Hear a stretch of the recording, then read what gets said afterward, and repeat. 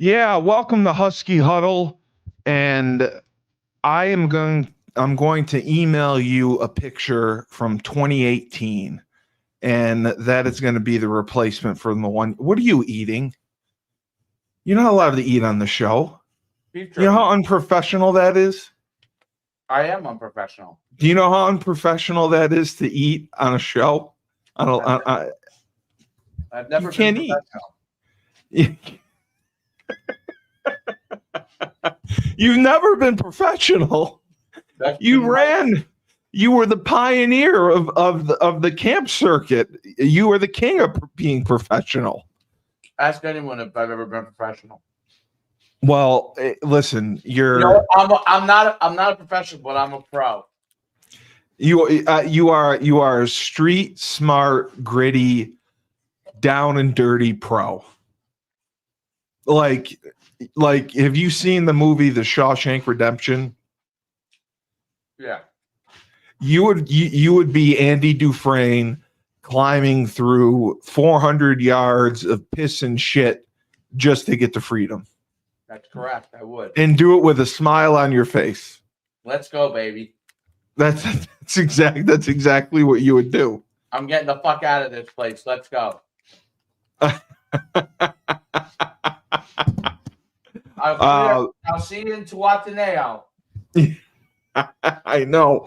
It's crazy. So I just want to know, because like I said, it takes a lot to rattle or stress you out. I'll try not to murder my wife, though. That's good, though. That's good. Murder is. What I love about that movie. I don't let you get your question. You know my favorite thing about that movie? Shawshank? One of my, not my favorite thing, but one of I think the most interesting thing about the movie is when Red hangs himself. He always says, "Isn't everybody innocent anyway?" We're all innocent, yeah. That's what he says. Right. So you never really know if he did it or not. Yeah. They're like, it was funny because they lead to believe that he didn't do it in the beginning, but then they kind of maneuver around to like.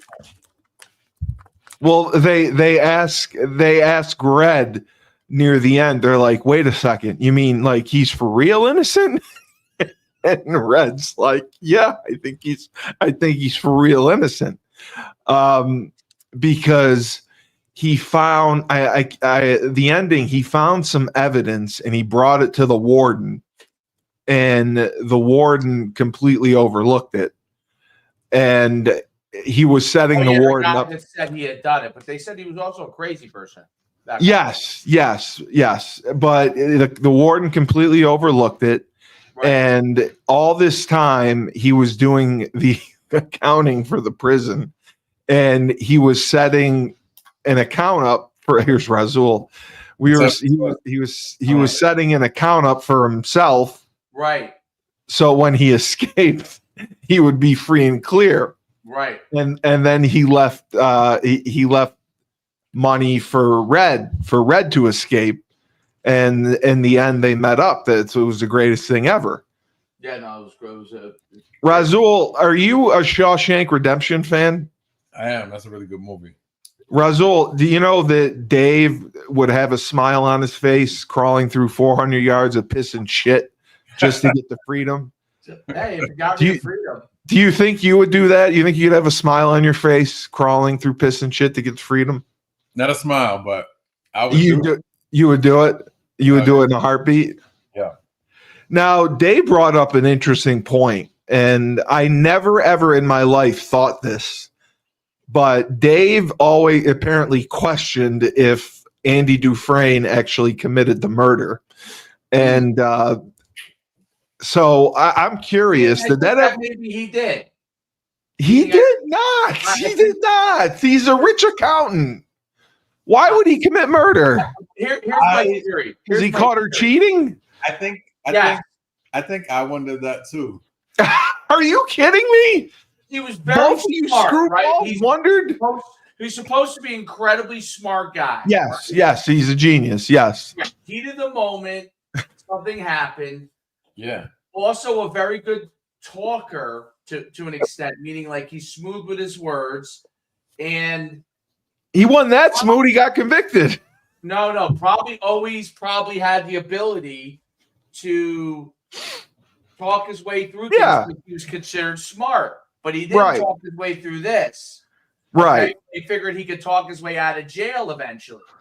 That was my I call it my alternative theory, not the theory that and then eventually got a plan and did the things he needed to do to get himself out. It took a long, long time, but he eventually did it. That's my My thought was that he didn't even think through it that much. He was just in the heat of the moment. Oh no, I know that in the murder, yes, but I'm saying after the fact. How can I get out it was not in the heat of the moment. He sat in his car for like 20 minutes with the gun. Like, yeah, but he still was mad that she was cheating. Yeah, it's still. Well, who wouldn't be mad if they were cheating and you were sitting outside listening to it? Would you be in a good mood? You're saying you don't think you saying you don't think he did it, Cully? First of all, no, I'm surprised. Like Dave brought up, he didn't know for sure if he did it or not. And you said the same thing, that you, in your mind, you weren't sure if he did it or not. In my mind, I thought he was innocent the whole time. Really? I thought he did it the whole time. Oh my God. God. I feel like you're so then I'm crazy. I feel like the movie tries to sell you that an innocent man got convicted. You in a certain direction. This guy is innocent. He's going to jail as a murderer, and they want you to believe the whole entire story, so it becomes a feel-good thing at the end, right? Right. I like that, but I think the underlying theme is really, yes, he's smart. He's doing all these things. He's helped. Helps. He chiseled for 20 years through that wall. But the underlying theory is he really innocent, or is he really a guy that's smart enough to escape from jail? Right. Like to figure it out. He doesn't have the criminal mind. How did the guy die if he didn't kill him? If Andy didn't kill him, how did he die? They caught the person at the end. In jail that claimed if you remember, he confessed to it. He confessed to it, but the warden blew it off. Yeah, and that's when Andy got sent to the hole for a month. He blew it off because Andy was so useful in helping the warden. Correct. Yes.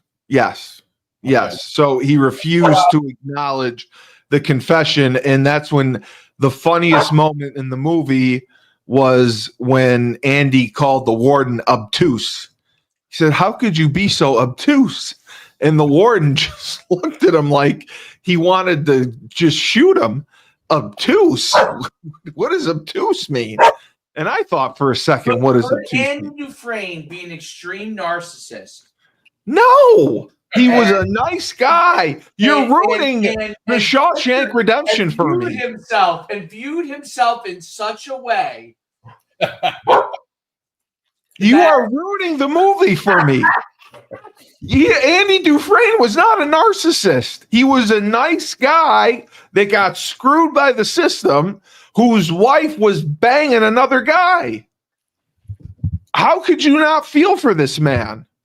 It was all about feelings. The first time I watched it, that was I came away saying, yeah, this is great. I'm so happy he was free. I rooted for him the whole time. And then after that, then I watched it so many times that I think, what if he really did it? What if he really did it? What if he really did it? I've done that with, like, is there another theme here besides the theme? What, like The Fugitive? Did you think The Fugitive did it? No, The Fugitive's different because I watched the series when I was a kid. Yes. It used to be on late night, like local television, like at 12 at night. And I used to watch it all the time. And that was the whole thing was that he was really innocent, and that he was then, and he's trying to find this guy. So when I saw the movie, I already knew that this was like the actual theme from the television show. So it wasn't like I never thought, oh, he wasn't guilty. If you see the shirt that I'm wearing, it says, "We ain't got no quit." Okay, it's my favorite trial. It's about Karen Reed. If you're familiar, it's going to be the it's going to be the trial of the nation or the century or whatever. Why isn't that working? Hold on.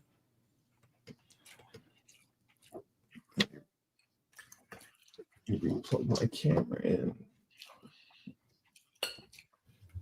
Okay.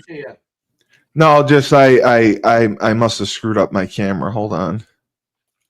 And by the way, Razul is eating. There we go. By the way, so Razul is unprofessional. That's it.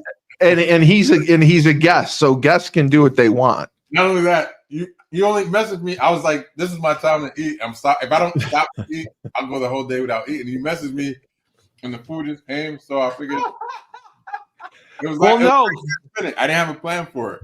Well, because we're covering Yukon football and spring practice, and it's a bit of a dilemma because we've tried to find any updates, any news on who's doing what, any depth chart movement, and there is literally I can't find a single article that's been written in March about Yukon football, Yukon spring practice. I know they had an alumni day because they're not doing a spring game. The people that they had. Do you feel like teams are a lot more secretive about what's going on now because of the transfer portal and stuff like that? Yeah, I think they're taking it a little too far, but yeah, I think so.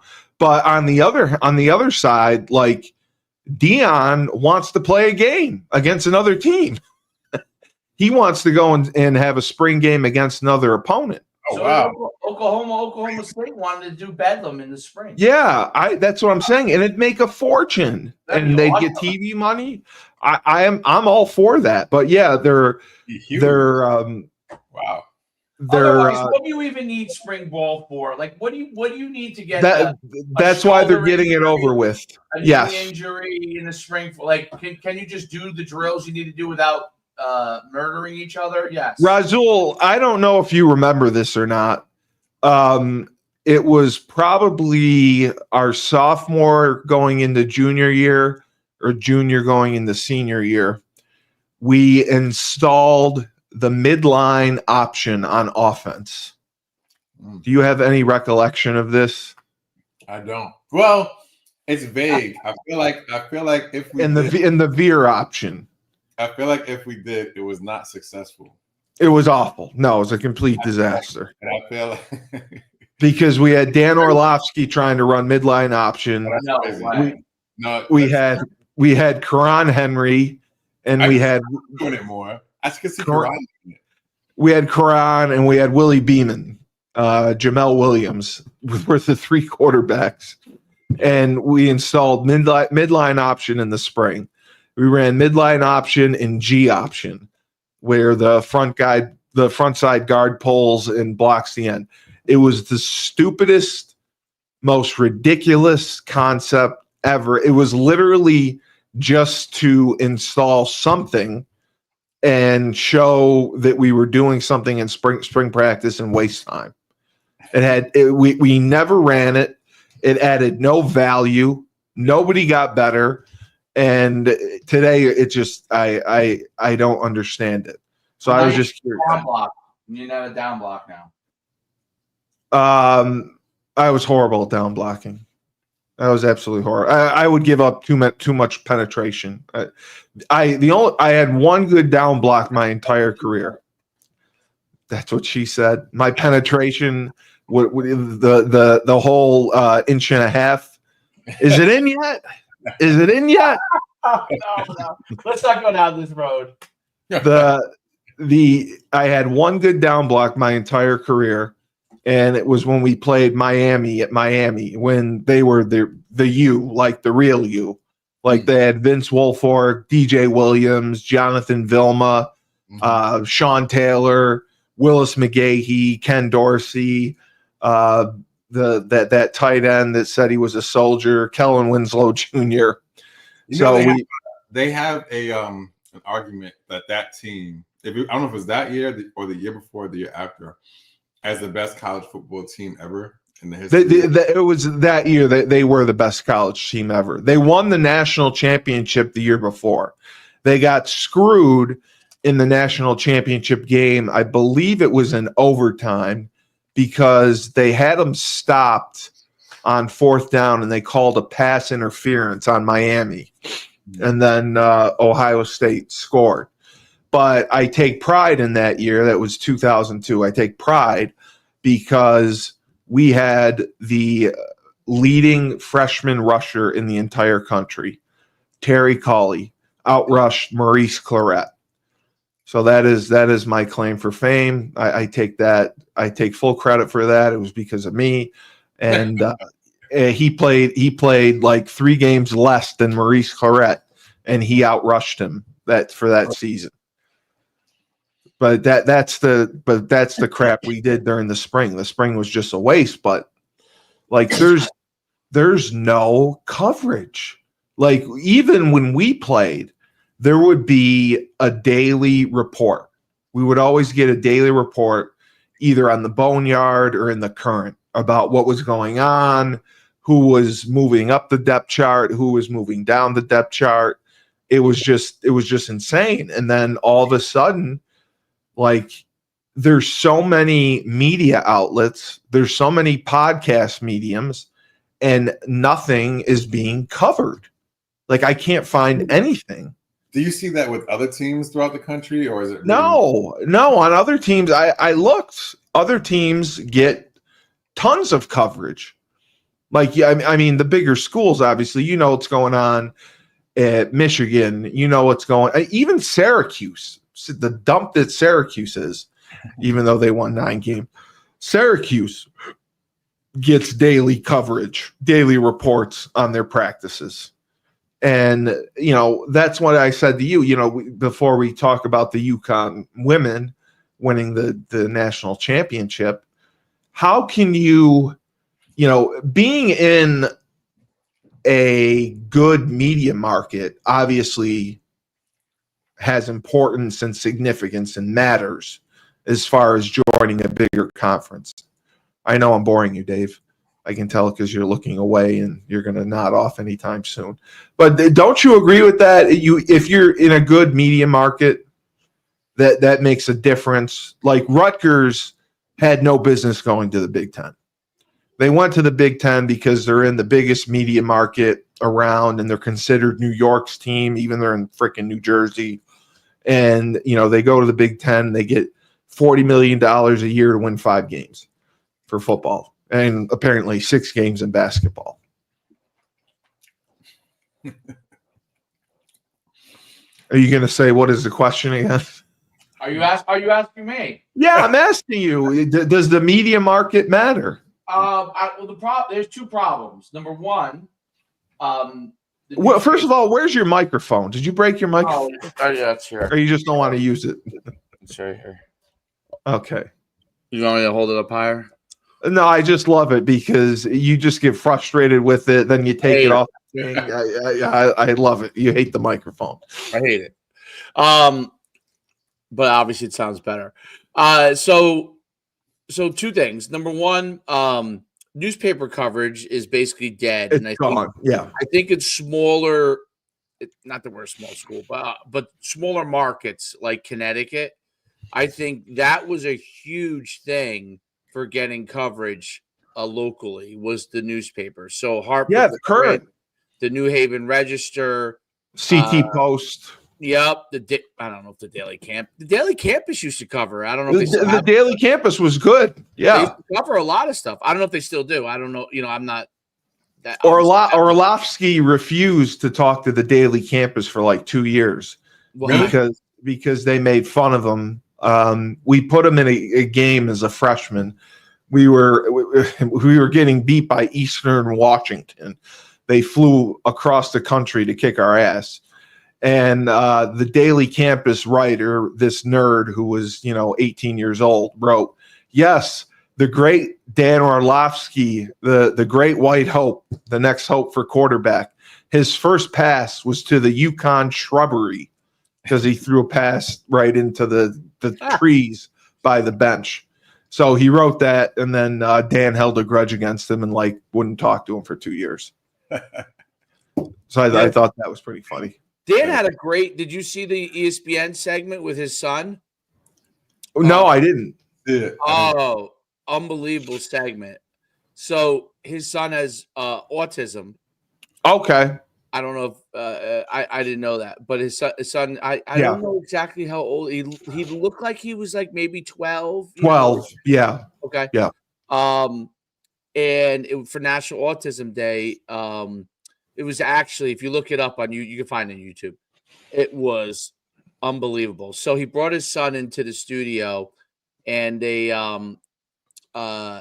his son, I guess, he did the drawings of all the different people that work there and stuff like that. Oh, and they put it on the big board, and they brought his son in for National Autism Day, and all the pictures were on the big board. Oh, he must have went nuts. Oh, he went nuts. He was so excited. And then there's a segment of him singing the Toy Story song. And he's just sitting there. He's singing, and you see Dan's crying, it was actually really, really awesome. Oh, look at this one. I forgot. Razul's got 8 kids. Which one? Is this your daughter? This is my daughter. She's getting ready to go to school. Hi. Bye. Did you say she's getting ready to go to school? She's in pre-K, so it's a half day. It's a half day. Okay. It's 11:45. Is she excited to go to school? She doesn't look too excited. Hi. Oh, it looks like it's cold. It's cold, obviously. Yeah. Oh, yes, it is. Oh, yeah, she is. She's a cute girl. Cute girl. Yeah, do you have 4 kids? 4 biological, and my partner has one from That's what it is. Okay. There's 5 total. That's God bless you. That's amazing. That's got now I understand why your time management is all over the place. Mm-hmm. I mean, you got 5 kids, you got these businesses and fundraisers and all this. Do you sleep? It's I have a hard time. You can't shut your brain off. There's no way. That's it. That's what it is. That's the hardest part. Shutting my brain off. Yeah. Dave has that problem too. Dave doesn't shut his brain off. Other than when you bore me and I go to sleep, then. Oh, the funny. We There's never one laughed. episode. Oh, when I got the picture, I'm working 24/7, so there are times when we're doing shows, and I'm just like, if there's something, Steve, you know what, Steve, you got to, for the most part, when you get in a tone, you get this monotone thing. I don't get this stuff with the monotone. It's almost a little ASMR-ish, put you to sleep. I can do ASMR. I'll give you some ASMR. You could do that. You could do that for the Eddie Dufresne population. Yeah. The best was Friday night when we did the watch along, and we have Courtney and Erica on, and you were dead asleep for 10 minutes. No. Yes, you were out. I have it on film. You were gone. Your eyes were closed. You were out. Courtney woke you up. That's just because I'm 20% Polynesian. It looks like my eyes are closed. Oh, will you stop with the Asian thing? You're not Asian. I am. I know. Tattoos? You got any of the Polynesian tattoos? You got any of those? No, I don't have anything. Listen, I was raised. My father was. Well, my father's Jewish. Okay, my mother's side is. Oh, here we go again. Dutch and Dutch. My mother was born in Indonesia, so Dutch Polynesian. There's a bunch of different but my father was a coach, so he's I explain this to Steve. His head just gets rattled because I'm a born again Christian. You know what I mean? Yeah, Like, we're born again so Christian. Yeah. it's because my mother was Presbyterian, and I was like, that was a little too strict too. So I was, but what's funny about it, my father's a coach, so he was, he was strict. Like man, Right. So what was rebellious for me was I had earrings in college. You know what I mean? That was back in the 90s, when earrings were. So I had earrings, and he would just be like, I would come in the door, and he would just be like, he would just shake his head, like he'd just be like. Razul's very religious. I know I have to adapt to the modern times, Yeah. Razul's very religious too. He's very religious too. So you have that in common. Razul is by the of your life. The Holy Spirit and the grace of God. He believes that. So I would say more spiritual than religious, though. Spiritual. But you were raised Catholic, right? I was raised Catholic.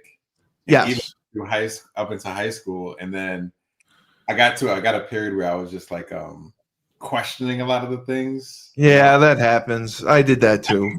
No, I think that's good. I think that's what really you have to. Those questions, I think, is what I think if you just do it without questioning, I don't think it's hard for me to imagine that you really get connected to it without questioning and getting answers to those questions. You know what I'm saying? Yeah. I always question things. Like I always we used to tease my sister when she was in college. We were raised the one that's the AD? Yes, we were raised Presbyterian. And what does that mean? What's the difference between this is type of Christianity? But what's the difference between that? Catholics, my son's raised as a Catholic, so because he goes to Catholic school and all that stuff. Right. So, but it's less restrictive. I mean that's kind of so they don't do the meat at Easter or any Lent, anything like that. It's more Jesus Christ centered, but like their Presbyterian is a Protestant religion, meaning they broke away from the Catholic Church. Yes. Are Presbyterians the ones that can't use blood? I don't know. We can't. No, there's a religion that is against using other people's blood. I can't remember if it's Presbyterian or Episcopalian. One of them, they're not allowed to use if you need a blood transfusion, you can't use someone else's blood. I'll look it up. It doesn't matter. But I would guess that's a more stricter. Yes, very. But yeah, but my sister was funny because when she was in college, she went to school in the South at Vanderbilt. And, they're all Baptists, right? So she came back a Baptist. Okay. And she was there 2-3 years, and she was now a Baptist. They converted her. They got her to become a Baptist. I don't know. I think she's back to Presbyterian now, or I would have to ask her, but because I'm not 100% sure. But she was really into the Baptist. I don't know what you would call. Are they the ones that sing and dance and clap? So we used to. That's Pentecostal. What Razul said.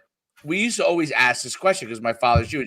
I'm a born again Christian, and we believe that if you don't accept Christ, that the basic belief is you're not gonna go to heaven, right? Okay, correct. Yes. So that's the basic belief. I'm just I'm really just making it real quick and dirty here, but so what's that?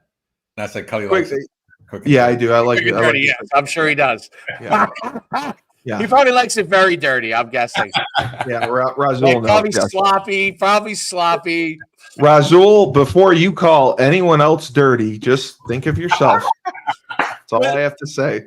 And Steve's I won't say anything else. Steve, did you ever see the Seinfeld episode where George is experimenting with his two favorite loves? Oh, it's my favorite.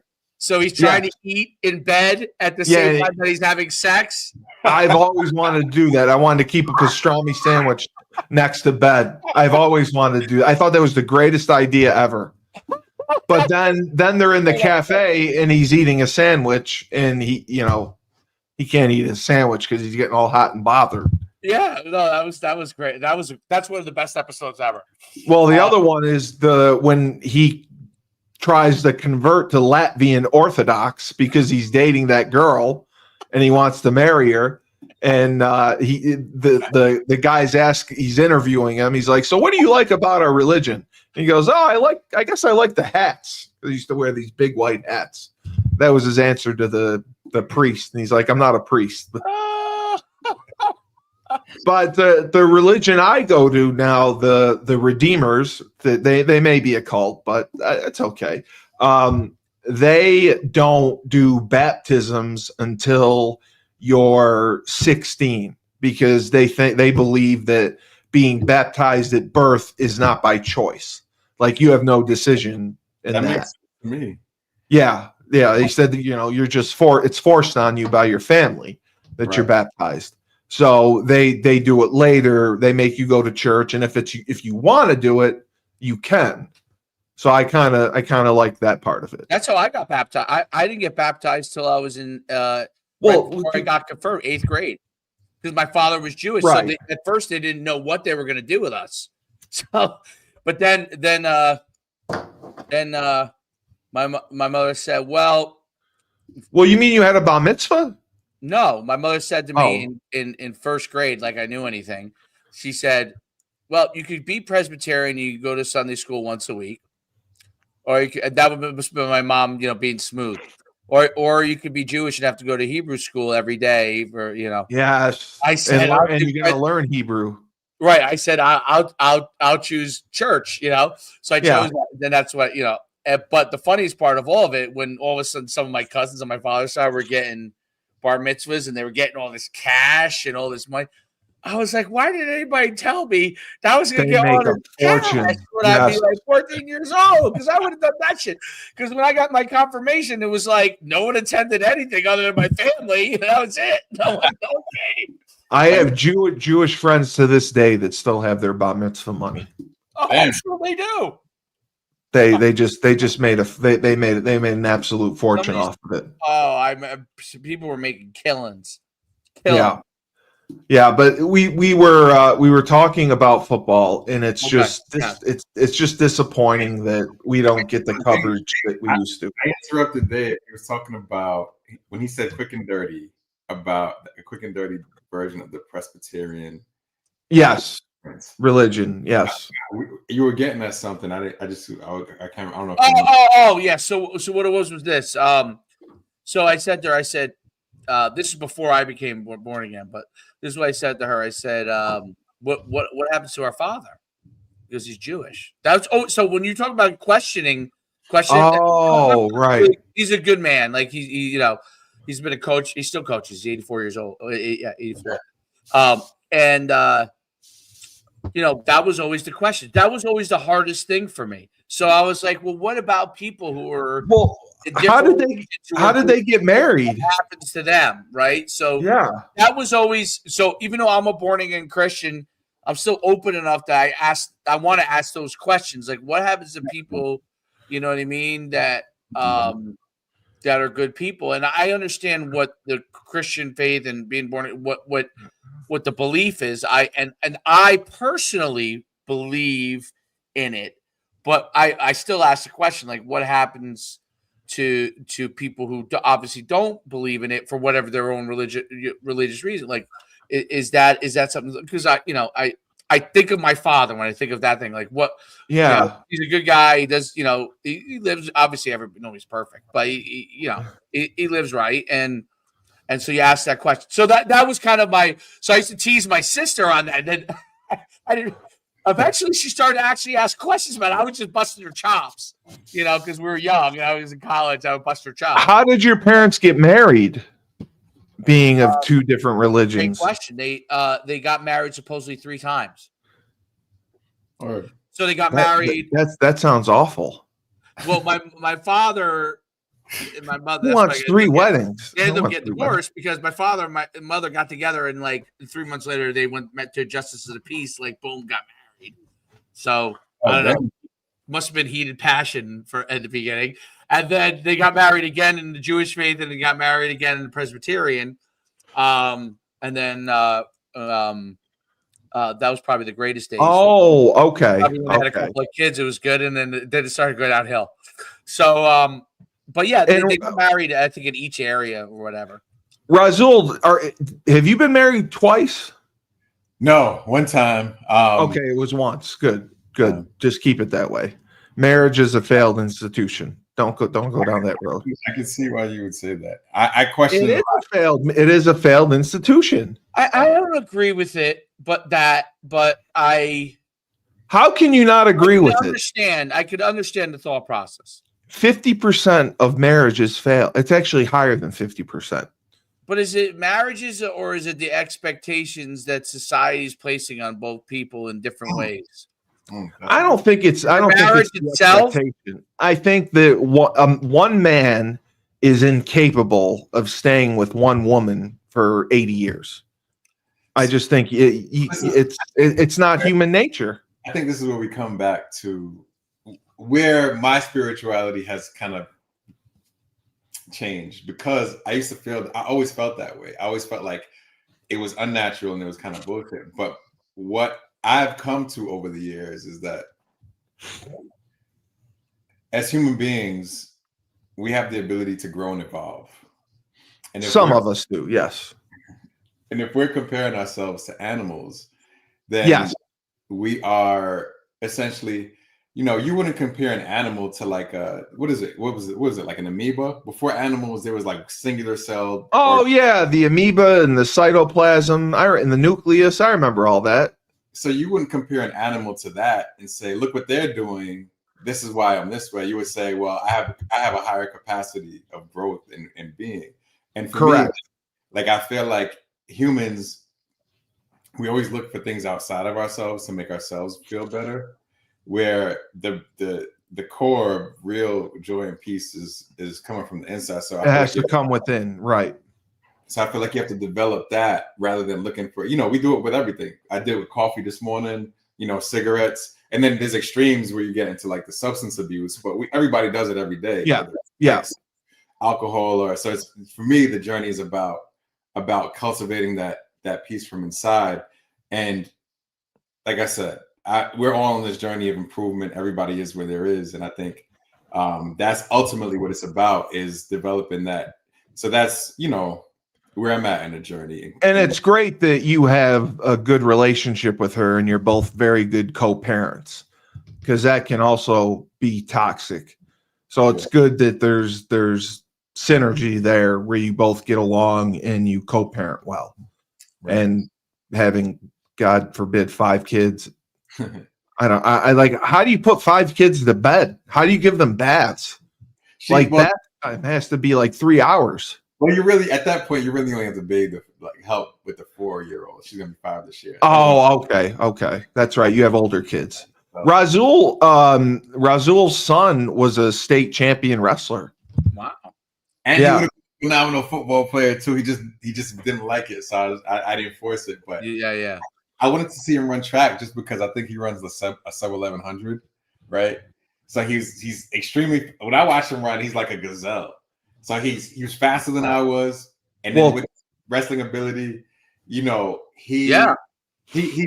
to the preseason, and his coach was like, I think he could lead the state in sacks, and because he didn't have. Oh, that's right.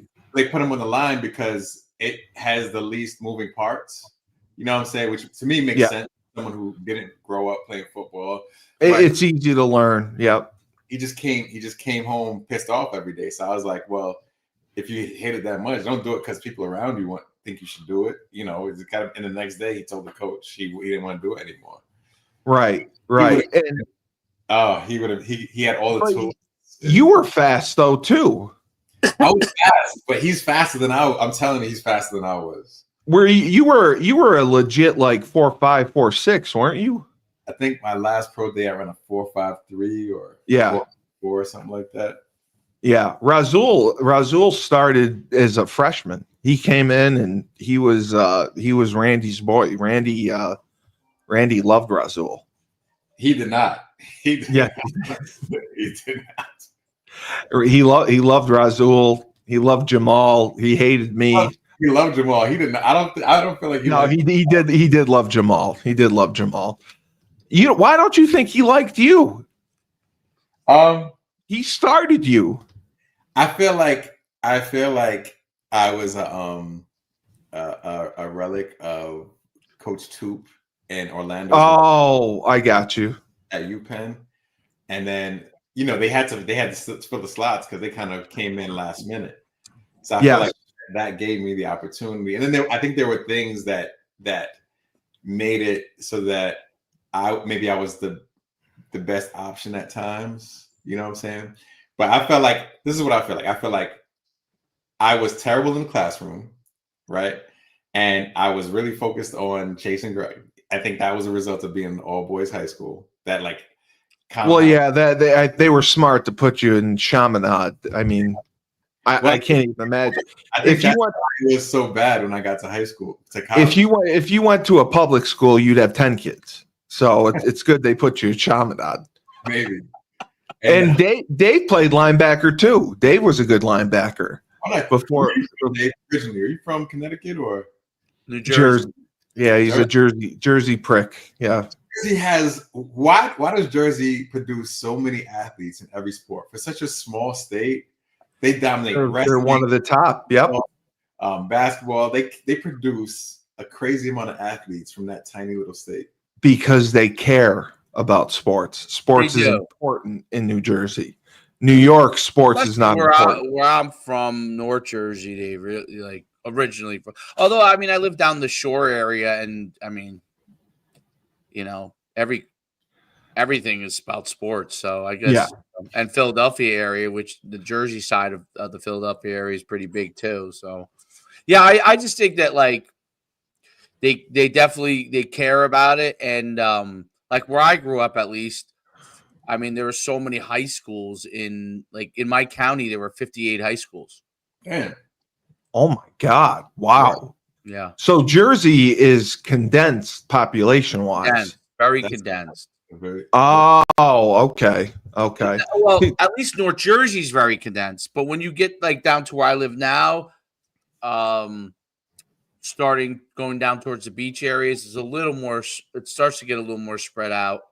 But we're by the city, North Jersey, and by Philadelphia, large population density. But North Jersey really, really my county, which was a suburban county. There was only a couple small cities. It was it's probably the largest county in New Jersey. It's over 1 million.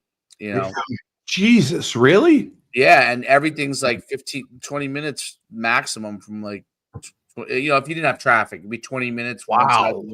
Is that Bergen County? Bergen, yeah, Bergen County. Yeah, there's a lot. Jamar is from Bergen County. Jamar Wilkins. Jamar's from Hudson County. Oh, is he? He lives in Bergen County now. He lives there now. Did he go to high school in Bergen County? He went to North Bergen, which is Hudson County. It's right on the border. North Bergen is Hudson County. Yeah, Bergen is right next to Hudson County, right next to Passaic County, which is Patterson. And so, I'm from Bergen County. My town was Saddlebrook. The next town on one side is Patterson. On the other side is Garfield, which is Bergen County.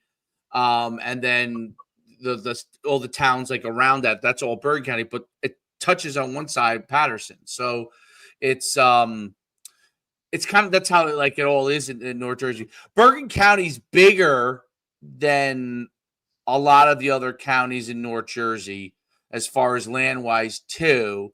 But Passaic County is very small, but it has Patterson, which has a large population, and Passaic, which has a large population, and Wayne, which has a large population. All of those are near either over 100 or near 100. So they have probably I don't know, probably 500,000 in this really small area, and that's right next to my wife is from Wayne, and then the Hudson County, which is Jersey City and Hoboken. Love Hoboken. So Hoboken, yeah. So that Hoboken touches Bergen County on the one side, which is because I used to coach over there. So but on the Bergen County side, it was like literally right next door. But that's where Jamar's from, North Bergen. But that used to be where he played at, the high school he played at when he was there. That was like a big powerhouse program. Yeah. Big powerhouse program. Their head coach retired a few years ago, maybe like 10 years ago. It's not the same anymore. But well, like Markowski went to Paramus Catholic. Paramus Catholic. That's Yep, Bergen. that's like 5 minutes from where I grew up. What about Don Bosco and Don Bosco, Bergen Catholic, Paramus Catholic, St. Joe's Montville. They're all Bergen County. Yep. Yeah. Wow. School. Yeah. And is the Hun School Bergen County? No, Hun School is down more towards Philadelphia. That's Princeton. Okay. So they're a new powerhouse. They weren't a powerhouse like. Well, they don't play a regular schedule, right? Don't they play private schools? Yeah, they play but they're trying to get like a better schedule. Okay. They've been taking on some national ones. So like in North Jersey, you have that are all powerhouses now. Bergen Catholic, St. Joe's Montville, Paramus Catholic, Don Bosco, St. Peter's Prep, which is Hudson County, DePaul Catholic, which is Passaic County, that's in Wayne, and then out west, which is I guess it's Sussex County, or I don't know if I think it's Sussex, is Pope John. Other than Pope John and North Jersey, all those schools are probably like maximum a half hour from each other. Jeez, wow. And they're all like in any given year, one of them is nationally ranked. You know, like they all play in the same conference too. Yeah. So they all play each other. They're all the best. Like if you go through New Jersey's top rankings, like probably top 5 of the top 6 or 7 are from every year from that conference, those teams. Wow. It's kind of concentrated a little bit more to the north part of Jersey. Yeah, and then the public school, although it used to be much more so, but because a lot of the really good kids go to private school now, but there's like a place I used to coach at Old Tapan is the best team in like what Connecticut would be like the Class L maybe. Would be like the Class L, I think they would call it. Chris D calling me out. Oh my God. Making fun of you? Yeah, Chris D. I need Cully and I need to eat shit on Paige's off-season tour now. I know, you're right. He's right. He's right. Chris D, you're right. On Paige. Fuck you, Dave. Yeah, you were right on Paige. We'll talk about that. Chris D. Yes, you were absolutely right. And Brandon Courtney said, and you guys beat the spread. Very true. And then there's someone I don't recognize saying hi. Chris D wants to know, where's Maria Conlon? Maria is Wednesdays. We don't do Maria on Monday. And Maria was at the game yesterday, so she's flying back. Oh, she went. But yeah, she went to the game. Yeah, so you'll get your Maria Conlon. Chris D, I'm sorry I disappointed you. It's Razul's fault. So Razul was the best I could get. So that if you want to be disappointed, you can blame Razul. That's what it is. But no, he's right, because honestly, for months, it was literally for months, all I did was talk shit about Paige and her off-season shenanigans, going around the country, jet setting, going to Caitlin Clark's games, and touring the country. I just thought it was, I said, you should be on campus working out. And the one who spoke out and said it didn't matter, Courtney says, yes, you did. Yeah. The one who spoke out and said it doesn't matter was Dave. Dave said all along. Dave said she can do whatever the hell she wants. She's the best player in the country. If she wants to go to Japan for a month, she can go to Japan for a month. Lay off her. And I'm like, she should be practicing with her team. She should be building a rapport. And I was, because all I was thinking about was, Razul, if you and I in May, after the season ended, we had our end of the season, after spring practice, end of the season, end of the year meeting with Randy. And we told Randy, Coach, yeah, I'm not going to be here for the first or second summer session. I have plans to travel the United States. Do you think that would have gone over well with Coach Edsel? I don't think it would have gone over well with him, but I think for him it would have been more a matter of control. Because I know for me, I feel like when I was home or at school, that's one thing I did always train hard. Like me personally, I did too. I trained better at home. Yeah, so I feel like individuals like that could do it. You know what I'm saying? And basketball is something you could play anywhere with anyone. Yes. You know, wherever she is, she might be able to find, you know, some. Yeah, you could play. I'm sure she had enough money to have a personal trainer and a chef and all that stuff. But the way that we trained at Yukon with Jerry Martin, God rest his soul, I always felt it was like aerobic lifting. Like it wasn't like. Really? Yeah, it felt like it was too fast. There wasn't enough heavy lifting. It was always rush to get through things. That's what I told Randy that. I said Jerry Martin does aerobic lifting. I said I'm your highest bench presser because I was home for the first session and I was actually doing heavy reps with low weight and heavy reps. More rest in between. Yeah, I just thought that was I agree important. with you, actually, Steve. I actually think, and I was from a different era, but it was the same. It was Jerry Martin's program. It was it was the same program probably. It was supersetting, tweaked a little more, maybe a little more modern. When you guys came through a few years later, but I thought Jerry's program, Holtz pulled away from it. Actually, to be honest, the last 2 years, he hired Mike Golden. He used Golden. Took over. Yeah. Yes. Yep. So, but Razul, the guy. Don't you remember? I agreed with him. We had the 3 core lifts. We had the bench, the squat, and the clean. That was his main focus. Love those. But off of that, we supersetted everything. Yeah, it was just like a rush to get out of there. And then, the running was always before. So you'd run, you'd be absolutely gassed, and then you'd have to go lift. The way I always different though. I remember it different. I remember I felt like there were days we were alternated. Some days we lifted first and some days we ran first.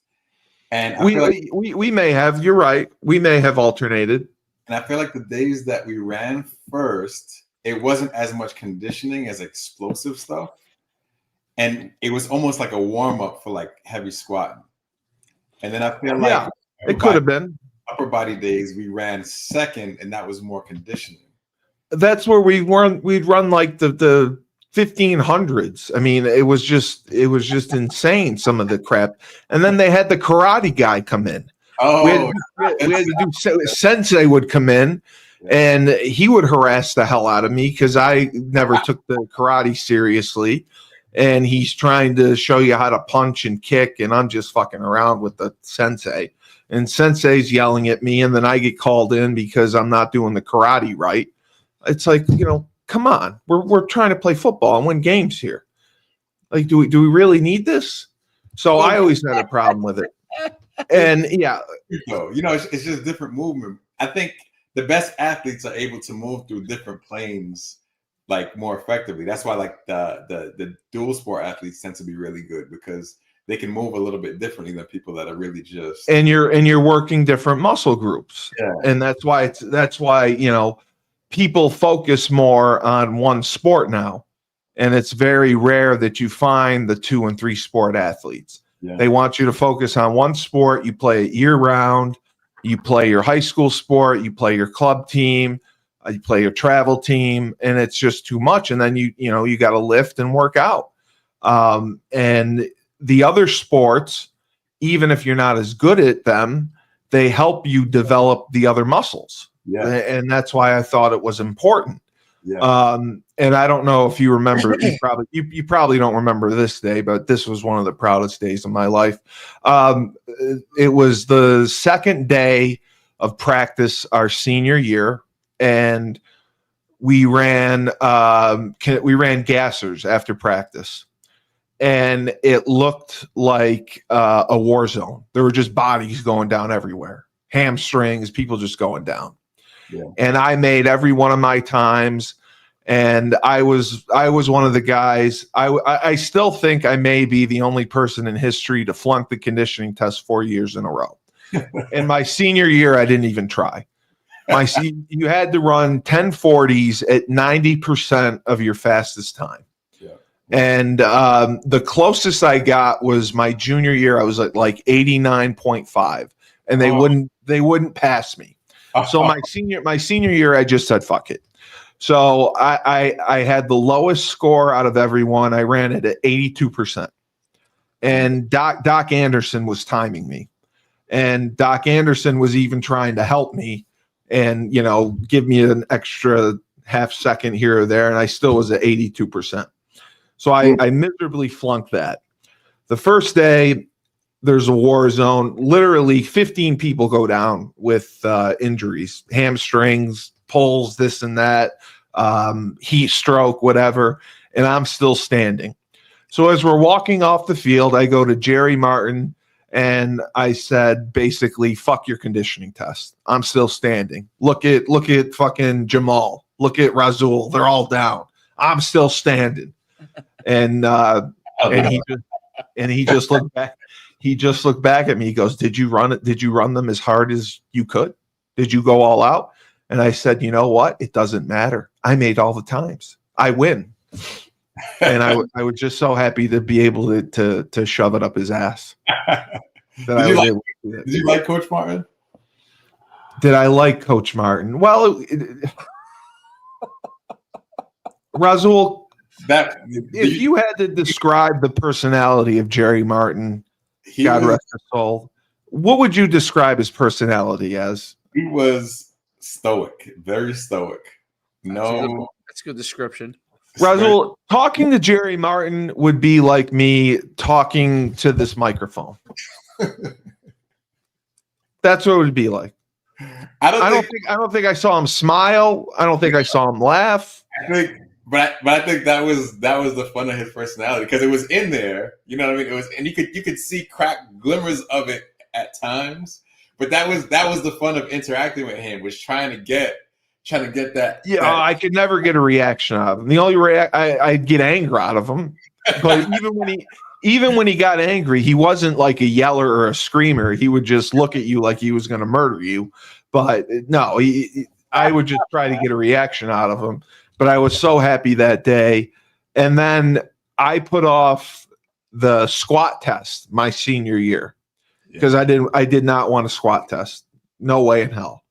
I said I would. I didn't do it before we went home because we had 2 weeks off before camp. So I didn't do it. So when we came back, we had the first practice. After the first practice, the first thing he did, we said, Cully, we got to go squat test. Okay, no problem. So I go in, I put 225 on the bar. I do it once, I rack it. I go, there's my test.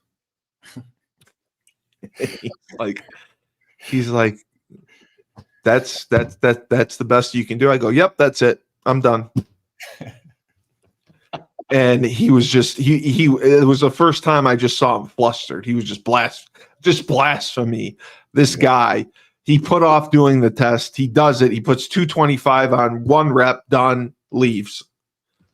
And, he obviously wanted me to stay and do more. And I said no. So it was a great experience. Jeez, Cully. That's like half of your bench. That was like half of your bench. I know. It was awful. It was awful. I had the highest freshman bench. And I had the highest bench out of our class our senior year. No, I think freshman year, me, you, and Tommy tied for 355, I think. No, I had 385. I had 385. I did. Okay. Tommy had 365. And you had 355, and I got 385 once. Okay. It's obviously broken by now, but I remember that because I was, very, very unathletic but I could lift weights and get in the way. That's why I say I wasn't a great lineman. I was just good at getting in the way. If you get in the way, you're good. You get in the way, you're good. You were. But anyway, just quickly, the national championship game. You watched it. It was just an epic beatdown.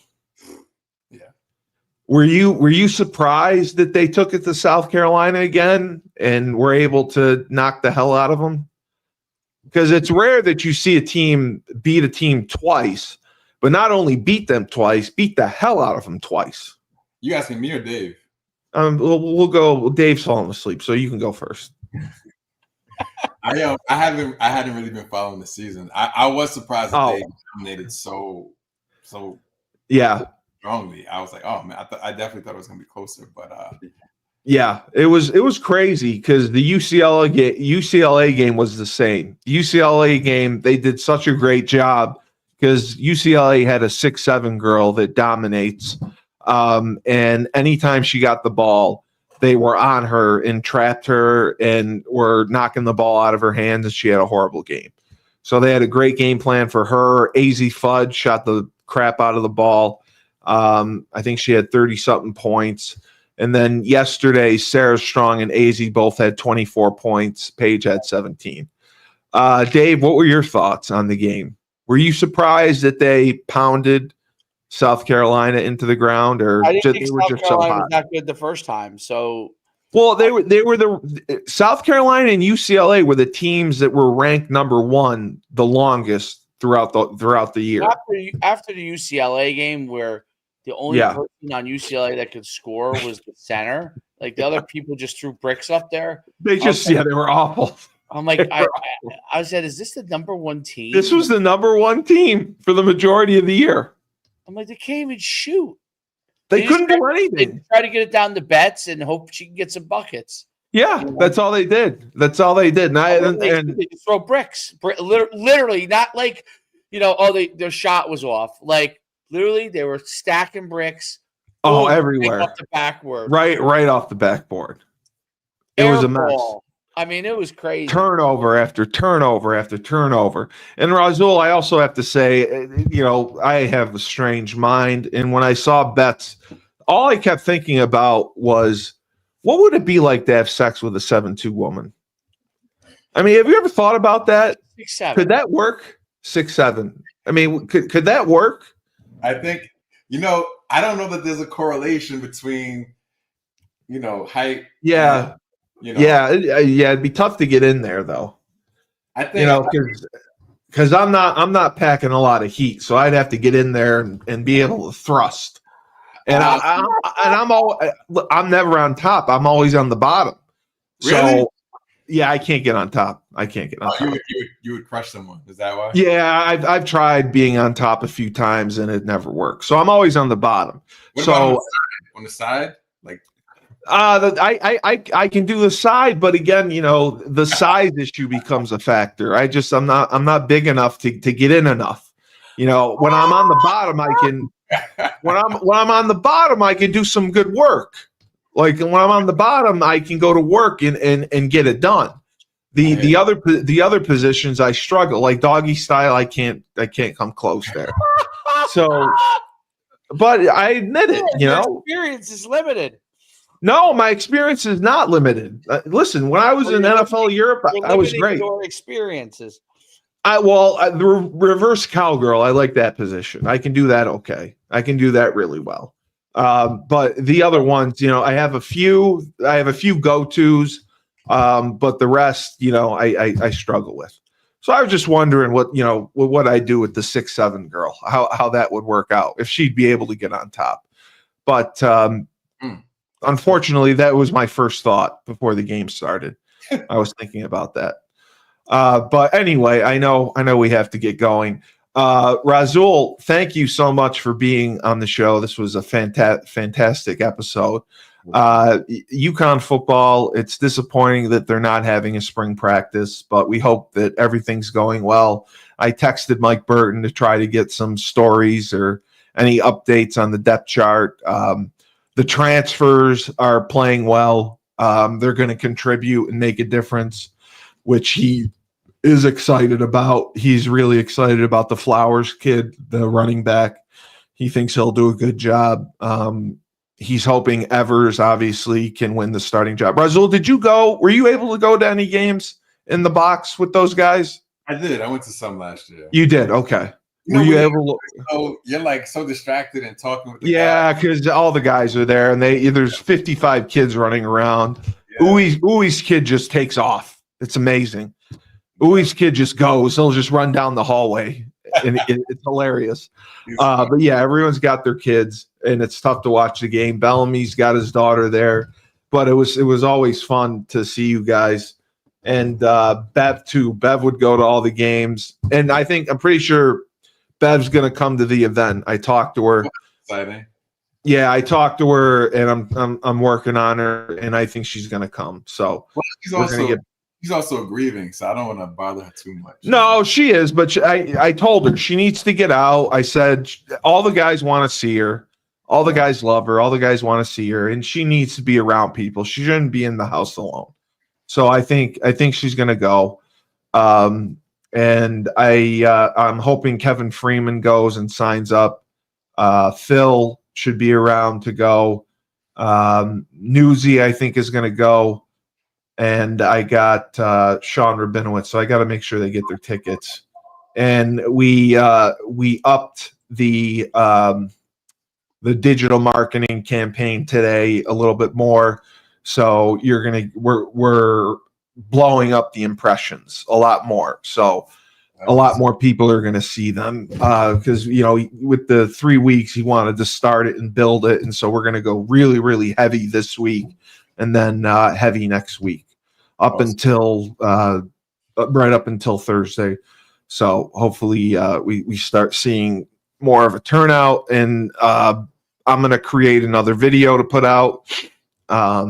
Videos, reels, as much content as we can, and keep spreading it. Spread it all around, and especially the donation. I put the donation, the QR code, and the QR code to buy tickets, and the link to Eventbrite to buy tickets. So we'll try. We're going to get that place filled. I promise. We'll get that place filled. I appreciate it, Cully. You're doing a lot. Appreciate all of it, man. Well, just tell what's her face that it's not my fault. It's the date. It's tough when the date's before Easter. I think she was just asking for clarity. I don't think that she was trying to imply that stuff wasn't or was happening. She just asked. And she's very, very. She's direct. I know she's direct. Yeah. She's direct, but I'm like, I took it a little personal because I'm like, I'm spending my money on this too. Yeah, I'm going all in on this too. I think I recognize that, but I don't think she meant it the way you took it. Yeah, no, I fired off pretty bad. I flew off the handle. I'll apologize to her. No, I think she's good. I think I just felt like she thought I was doing nothing, and that's like I'm trying to bring in donations. I'm trying to sell tickets. I really am. I'm putting out content. I put out the most embarrassing content of my life to try to get people to go, because Bill had said you got to put a personal twist on it. And I put pictures out there that have never been seen before where I look like an emaciated terrorist before I went in. I appreciate the vulnerability too. That's you gotta be. That's how you get people to go. And Dave's gonna drive up for it too, right, Dave? What is it? You're not going. Dave's not leaving. Dave's not leaving. Trying to get me to leave my state. I can't get out. Yeah, I know. You got tournaments every weekend, but yeah. So Razul, thank you so much for being on. And the event's April 19th. The Swift Factory, legendary chef Cisco, DJ. We got items up for auction. It's a great event for the House of Changes, people who have dealt with homelessness, drug addiction, and incarceration. They can stay up to 2 years. Razul has case management, social workers, mental health counselors to help these men rebuild their lives. That's the most important thing. And that's what the fundraiser's for. We need your help. We need your support. We need money to get this thing going and get this thing to grow bigger. because it's got an opportunity to take over the state and really help people make a difference. So for Razul Wallace and the great Coach Schumann, born again Christian, and would climb through 400 yards of shit and piss for his freedom, and apparently thought Andy Dufresne was guilty, which ruined the move. Now he's ruined Shawshank Redemption for me for the rest of my life. Thank you, Coach Schumann. So this has been Husky Huddle. Remember, when life gives you lemons, don't make lemonade. Take 2 oranges, throw them back in.